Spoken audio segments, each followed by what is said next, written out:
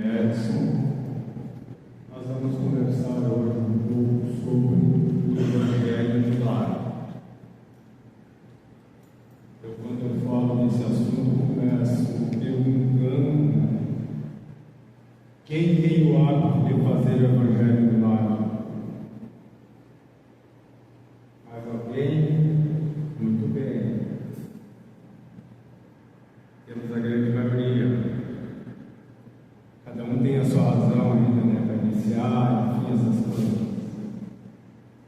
Eu costumo trazer uma passagem particular dentro do Evangelho. Teve um período, em razão do meu filho, que eu fiz o Evangelho socorrista. Nós fizemos uma vez por semana, normalmente. Mas eu fiz por 5 anos. Todos os dias. Então vocês vejam como é importante a gente fazer. O Evangelho não é um privilégio da doutrina espírita. O Evangelho, qualquer segmento religioso,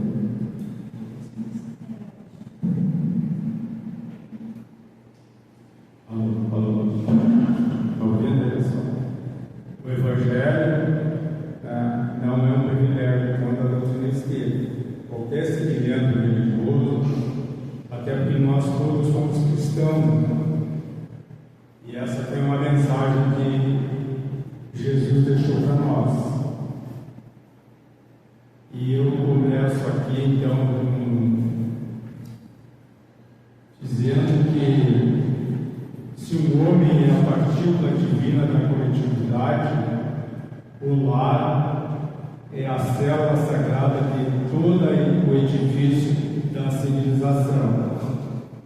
Nós vivemos hoje numa sociedade globalizada, uma sociedade que os seus valores morais estão bem diferentes de épocas anteriores, e nós temos que ter essa preocupação, principalmente com o nosso jovem. Então, onde nós começamos esse processo? Nós começamos no lar. E se nós temos Jesus como nosso modelo, nosso guia, é nele que nós temos que nos inspirar. Nós procuramos, a casa oferece esse tipo de situação, levar nossos filhos para a evangelização. Temos um grupo de pais também, porque não adianta nós levarmos os nossos filhos para a evangelização se o nosso lar não está em harmonia, não está evangelizado. Esse processo de harmonia no lar, ele deve ser diário. Sabemos que temos preocupações enormes. Hoje não podemos ligar uma televisão ou ir para as mídias sociais e só temos coisas ruins. E nós temos que procurar nos disciplinar nesse processo. Eu diria que o século XXI, que nós estamos com 26 anos, esse processo de desarmonia, ele está mais evidente. Essa década, mais ainda, depois da pandemia. E essas ocorrências que ocorrem de período em período, não é por acaso, ela tem uma razão, porque os nossos valores morais não estão caminhando conforme a evolução tecnológica. A tecnologia é boa, ela é legal, é boa, nos ajuda, mas se nós observarmos, eu costumo dizer que uma rede social, daqui a um pouco, alguém larga alguma coisa, uma crítica, todo mundo começa a criticar. Isso não é bom, isso vai somatizando essas coisas ruins para nós. E nós temos que, através do Evangelho, de boas leituras, estudar a doutrina. Grande maioria de nós, alguns talvez, outros não, busca a doutrina como um caminho de entender esse processo. Porque nós sofremos as consequências dos nossos atos. Deus não castiga ninguém. Nós somos consequências das nossas ações. Edson, mas que culpa eu tenho se deu enchente? Se nós pensarmos, nós temos um pouquinho de culpa. Que culpa tenho se deu a pandemia? Nós esquecemos muitas vezes da família. E a pandemia veio para nos unir, para nós trabalharmos, ver a necessidade da ajuda ao próximo. Porque hoje as coisas estão muito individualizadas, irmãs e irmãos.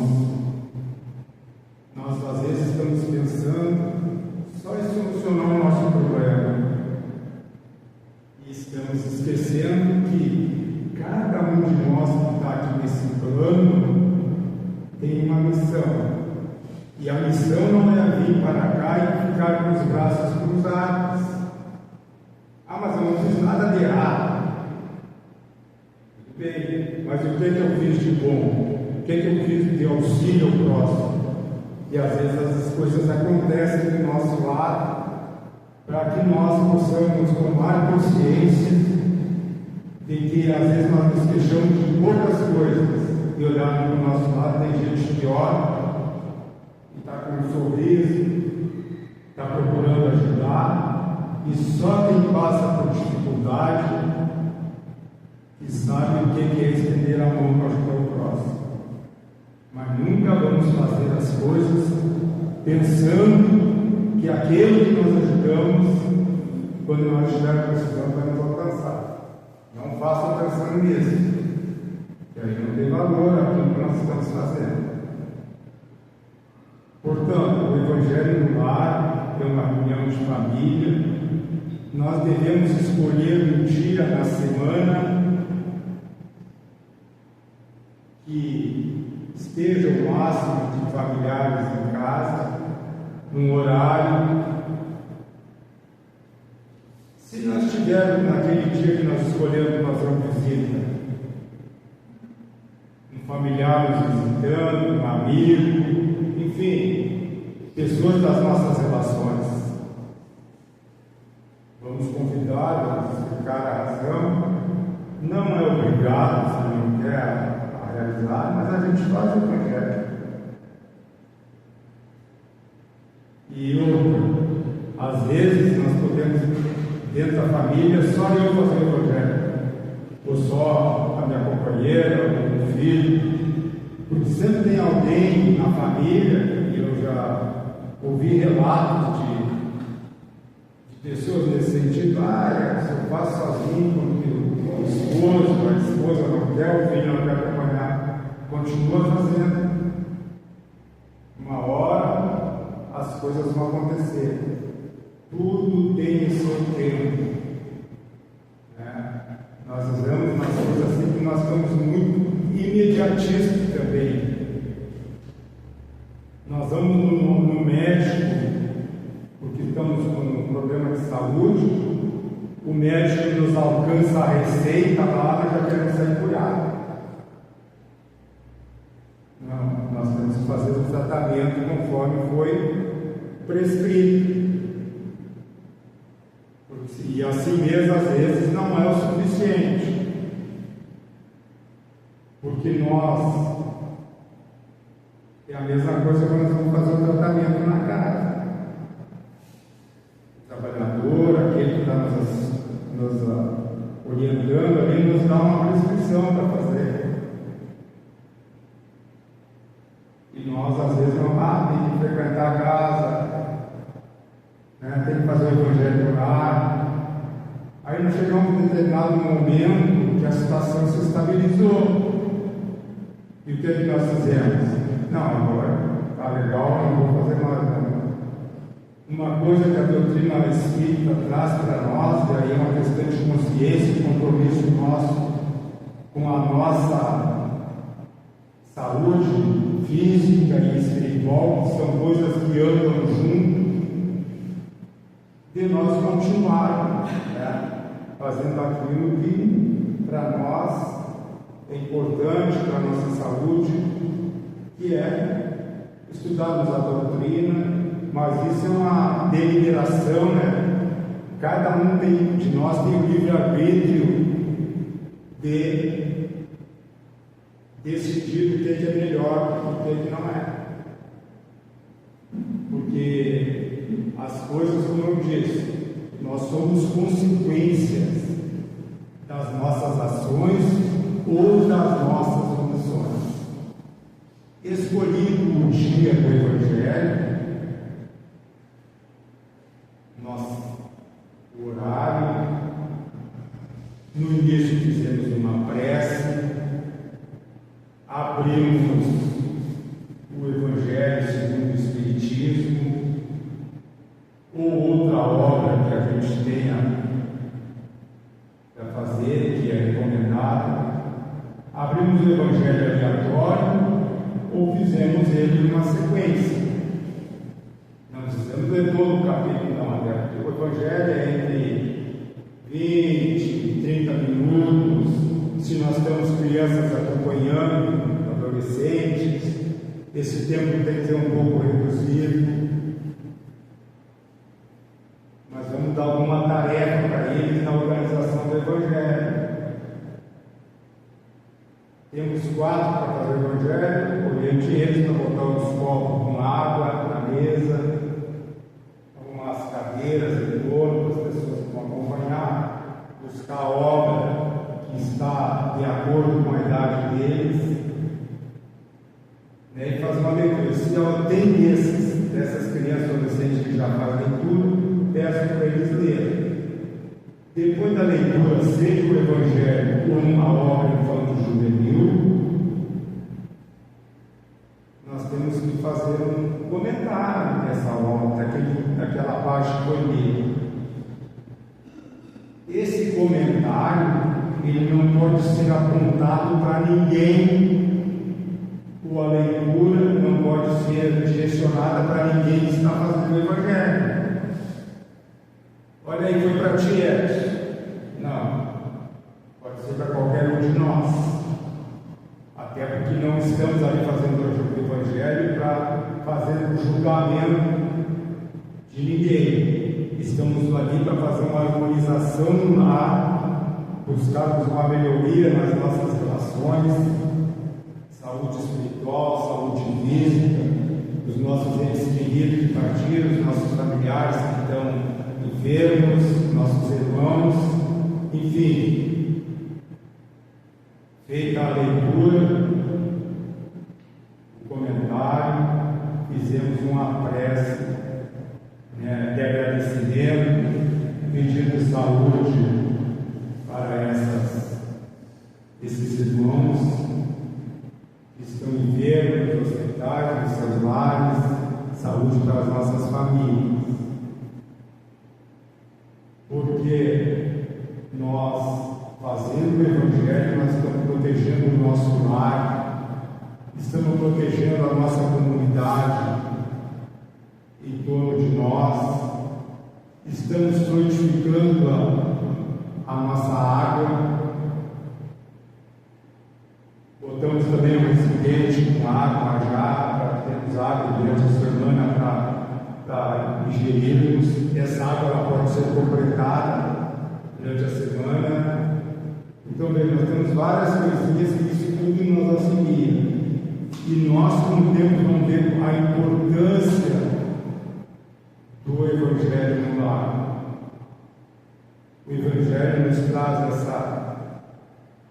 essa harmonia, essa compreensão, mas reitero, o Evangelho não é um lugar de fazer julgamentos. da leitura ou do comentário, enfim,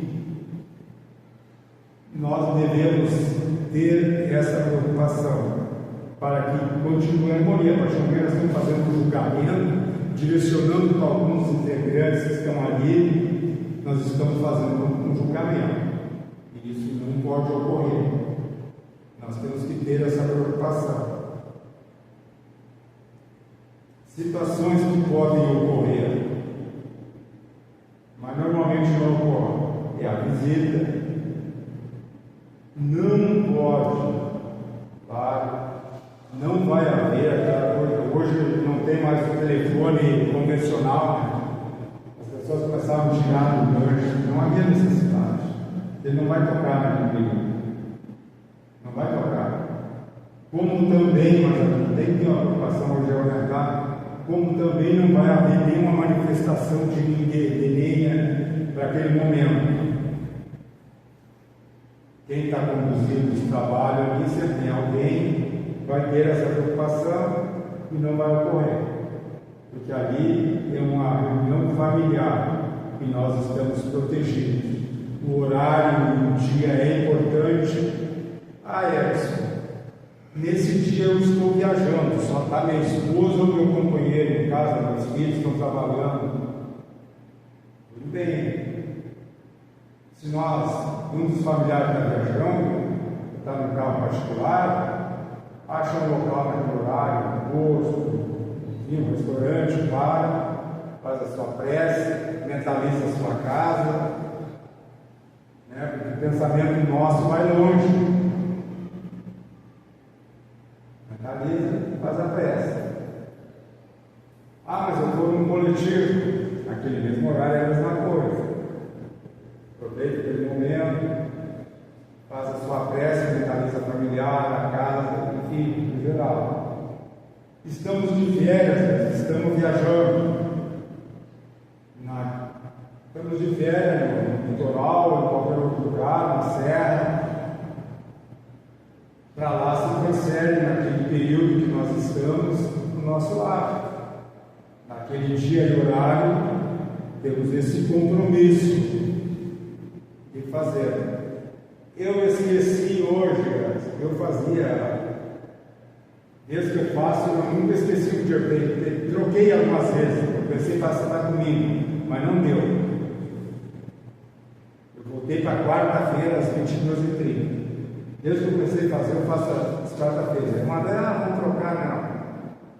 E teve agora a questão, foi o ano passado, você está casado, esqueci do Evangelho. Esqueceu. Não vamos ficar preocupados. Correto? Quando vamos fazer, a gente vai explicar as razões, enfim, poderá acontecer. Certo? Então, essas situações poderão ocorrer nesse tempo que a gente está fazendo o Evangelho. Porque é importante, volto a reiterar, da necessidade de nós termos esse compromisso. Você está dizendo que é uma obrigação? Não é isso. A gente não pode fazer por obrigação. A gente tem que fazer por uma necessidade, e nós vamos ver que com o tempo isso melhora a harmonia, a relação familiar, porque os espíritos que estão ali nos ajudando, os irmãos, o nosso anjo da guarda, nós vamos poder notar na relação com os nossos filhos quando eles começam a participar da evangelização. Eles vão começar a cobrar muitas coisas nossas que eles aprendem na evangelização e que nós temos por hábito, rotina ou cultura para não fazer.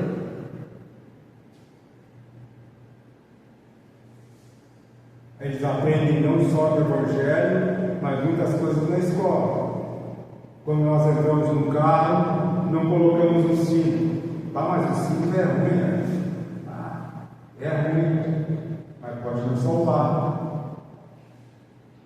Até lá, mas eu não vou cometer, não. Nós não podemos pensar dessa forma, não vamos cometer um acidente, não vamos ser nós que vamos provocar, mas o outro pode provocar. Ah, mas bater em mim, capotar, vou ficar preso no cinto. Mas se não botar e capotar, não pode sair para fora do carro. Então isso os nossos filhos nos cobram. Eles aprendem na escola, a gente também fala, na evangelização, na relação. O meu filho lá, quando era pequeno, lá com 8, 9 anos, as palavrinhas mágicas sempre dizia, agora ele vai fazer 17, esqueci. Claro, adolescente, né? Aí o adolescente chega nessa época, ele esquece tudo, ele contraria, ele faz, enfim, ele esquece de dizer muito obrigado, com licença, faz um favor. Essas palavras, elas são perenes na sociedade, elas não mudam nunca. De vez em quando aparece algum vídeo, né, na internet lá, né, alguém falando, e até um jovem falando, né? O jovem ali não tem ainda seus 40 anos, né, se costuma dizer, falando, na minha época a gente pedia a bênção, isso e aquilo, com licença.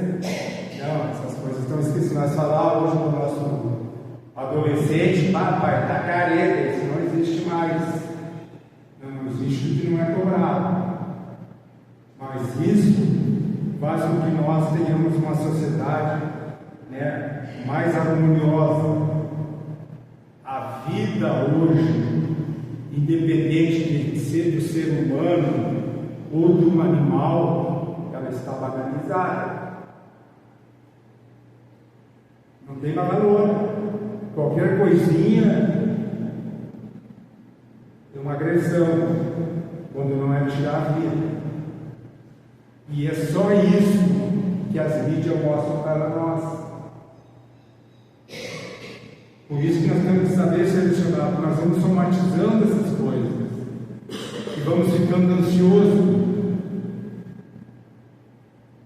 Então a gente tem que fazer uma seleção do tipo de coisa que a gente vai ver. Aí vamos ouvir o vizinho, o familiar, né, também se queixando das coisas. Claro, dá o ombro, ouvir, às vezes uma palavra de conforto, é importante. Mas nós também temos que saber. Quando a gente é trabalhador na casa também, a gente tem que ouvir e vai ouvir. O nosso irmão vem para cá para buscar um conforto, um consolo.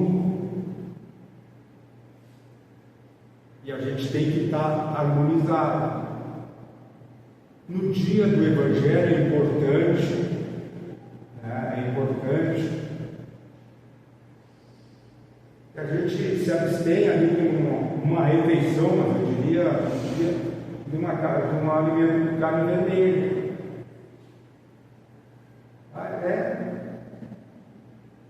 Até já se ouviu muitas histórias, né, que o ser humano não é desse alimento, o alimento dele não é carne. Hoje tem muitas pesquisas dizendo que o ser humano não nasceu para comer carne, mas a proteína ela é necessária. Enquanto a gente não tiver uma cura, eu tenho um familiar, depois dos 60 anos ele esqueceu de comer tudo que é de origem animal, ele virou vegetariano, e disse: olha, a saúde melhorou. Cada organismo é um organismo. Mas isso nós temos que estar preparados para essas coisas. É a mesma coisa dentro de uma sociedade nossa hoje. Nós não estamos culturalmente conscientes da necessidade de conviver com o diferente e o desigual. O que é o diferente antes? Nós aqui, entre aspas, somos todos mais ou menos iguais. Caminhamos, enxergamos,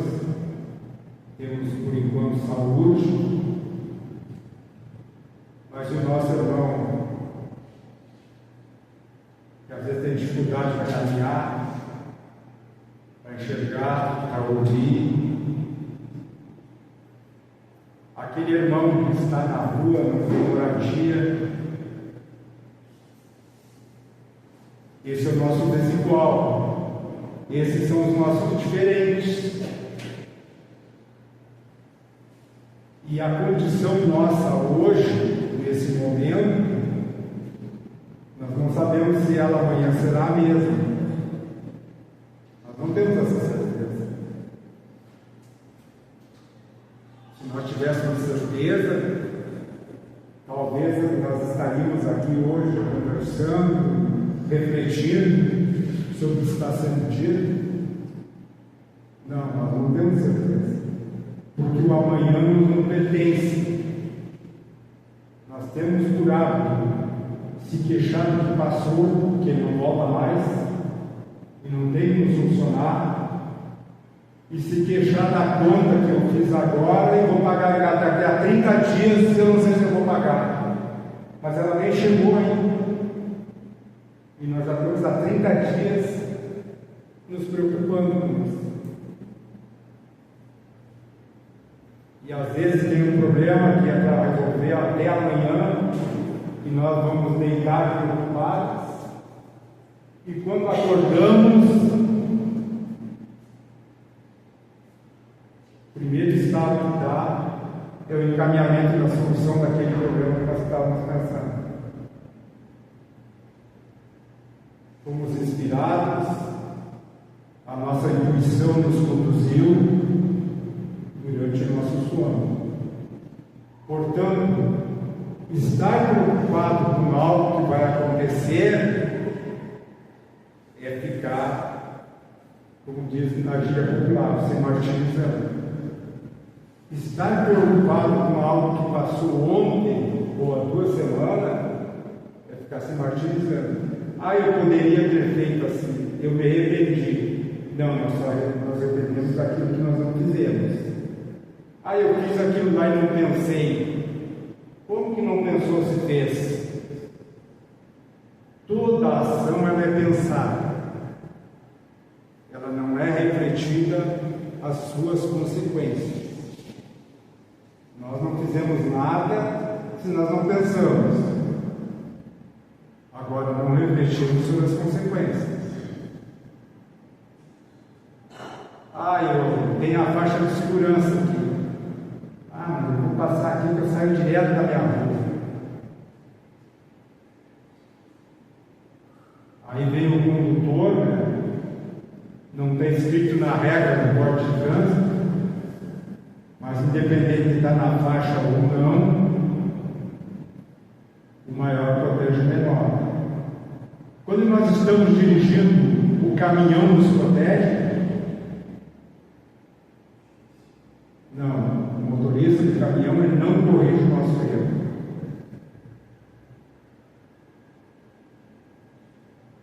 Ou melhor, talvez nem o motorista, poucos vão se preocupar. Na faixa de segurança, para nos aproximarmos de uma faixa de segurança, nós temos que diminuir a velocidade. Para nos aproximarmos de uma escola, temos que diminuir a velocidade.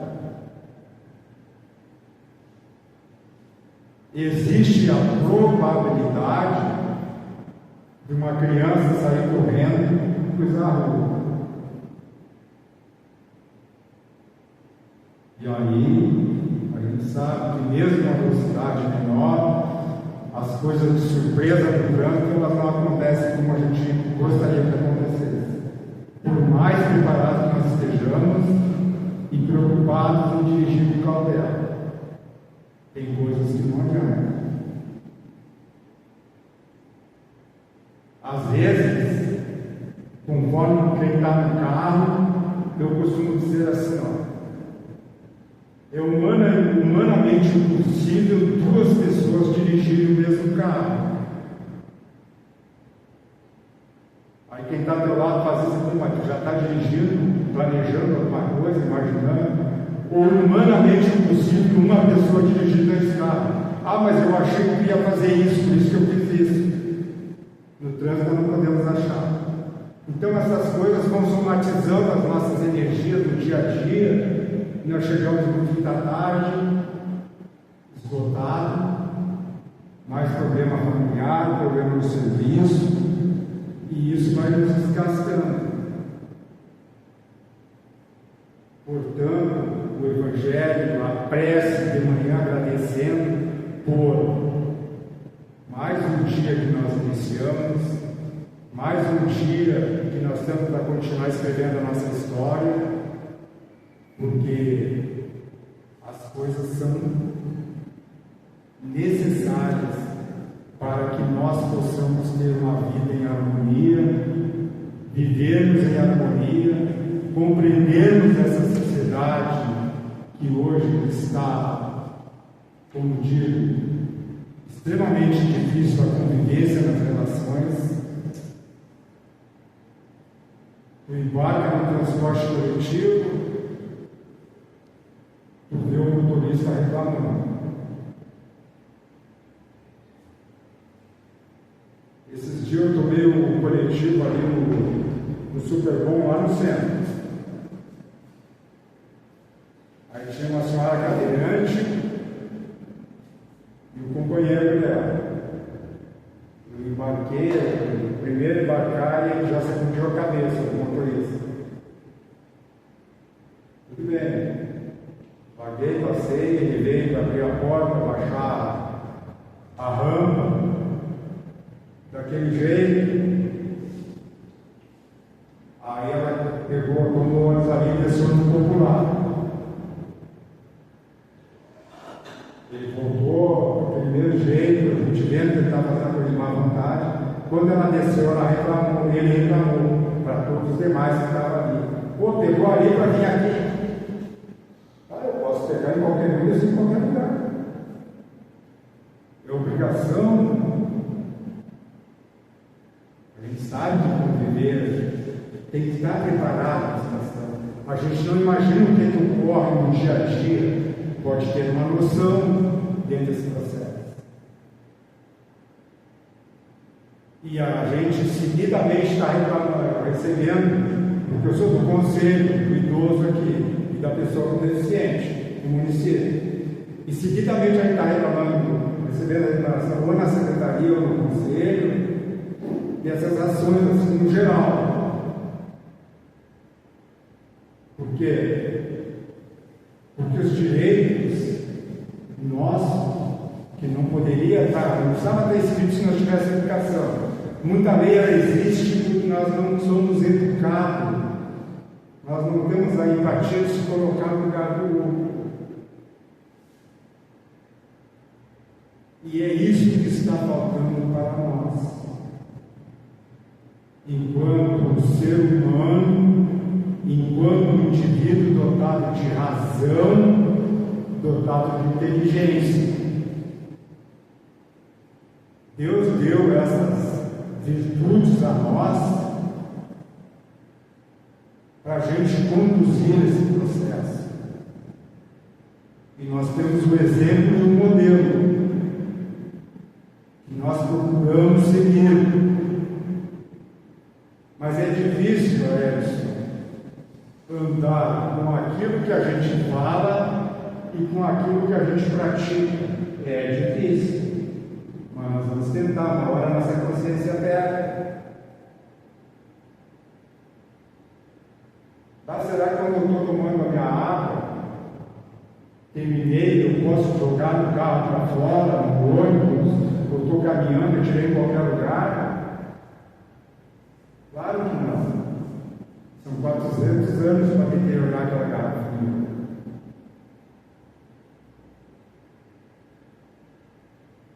Essa é a parte que nós temos de culpa. Não estou dizendo que nós aqui, nós que eu digo sociedade, quando nós fizemos esse processo.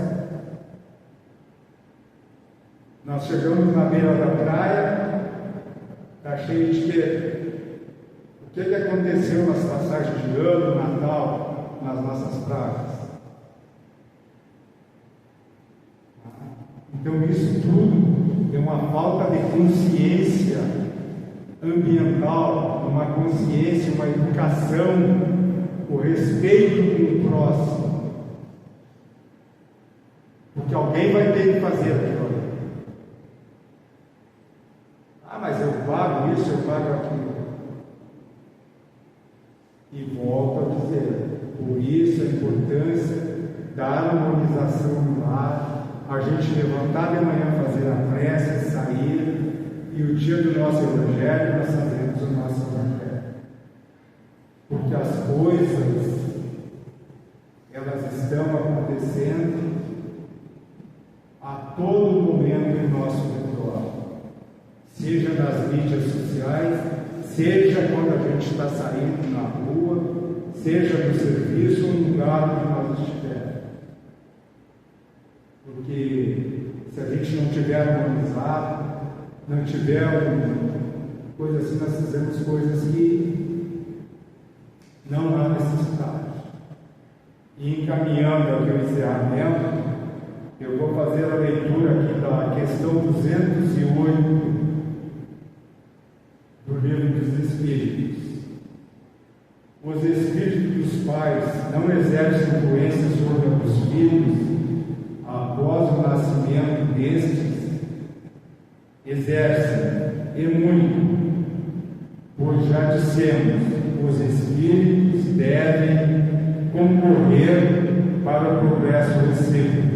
Pois bem, o espírito dos pais tem a missão de desenvolver a dos filhos pela educação, isto é, para eles uma tarefa. Se delas falharem, serão culpados. Lá no Evangelho do Lar tem outra passagem que quando os pais chegarem no plano espiritual, a eles será perguntado: o que fizeste por esse filho que eu te alcancei para educar? A pergunta não é assim, mas é desse sentido. E aí a nossa consciência vai ficar martelando. Pai, mas o nosso filho chegou a uma época que ele se torna ingrato. Bom, aí é outra matéria, outro tema que nós vamos ter que estudar dentro do próprio Evangelho da ingratidão. Será que essa ingratidão que nós estamos sofrendo não é uma consequência da ingratidão também que nós fizemos? Porque o núcleo familiar, ele vai continuar sendo o mesmo na outra encarnação. Alguma afinidade nós temos. Pode trocar as funções. Quem era filho virou pai, quem era pai virou mãe, até porque o espírito não tem sexo. Então, os papéis podem ser invertidos nesse processo. Porque a família, esse grupo familiar, ninguém está junto ali por uma casa. Nós estamos ali por uma necessidade. Razão pela qual o Evangelho do Lar é importante para buscarmos essa harmonia, para entender porque eu estou dando a mesma educação para o Paulo, para o João, para a Maria, mas os três são diferentes. Não, são espíritos diferentes. E cada um vai ter uma função nessa relação familiar. Cada um vai ter um compromisso de mostrar alguma coisa para nós. O nosso filho às vezes não veio com uma deficiência, não é uma casa. E Deus não escolhe os preparados. Deus prepara os escolhidos. Por quê? Porque nós vamos ter que aprender com os nossos filhos, com a relação marido e mulher, com a relação com os nossos pais, com aqueles que chegam, de certa forma, para fazer parte da nossa relação familiar. Cada um de nós é uma individualidade. Pensamos e agimos diferente uns dos outros. Temos o nosso livre-arbítrio, Evangelho no Lar, estudo da doutrina, os nossos filhos na evangelização, boas leituras, são os caminhos que nós precisamos para essa harmonia, essa compreensão, esse diálogo,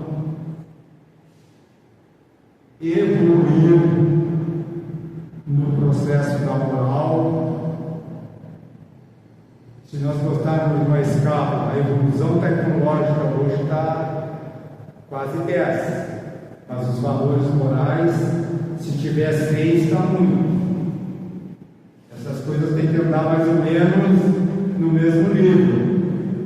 Mas nós estamos, as pesquisas evoluindo. O homem está indo à Lua e quer ir morar, quer comprar terreno na Lua, em qualquer planeta. Mas nós estamos esquecendo dos valores. O mundo hoje não está nesses conflitos, não é por um acaso, é por falta de diálogo, de compreensão, de conviver com o nosso diferente, aquele que pensa diferente de nós, porque senão nós não vamos saber dialogar. A partir do momento em que eu quero impor aquilo que eu penso e não respeitar a posição do outro, ele se torna difícil, e nós temos que ter um caminho de harmonização no nosso Evangelho. Obrigado pela atenção.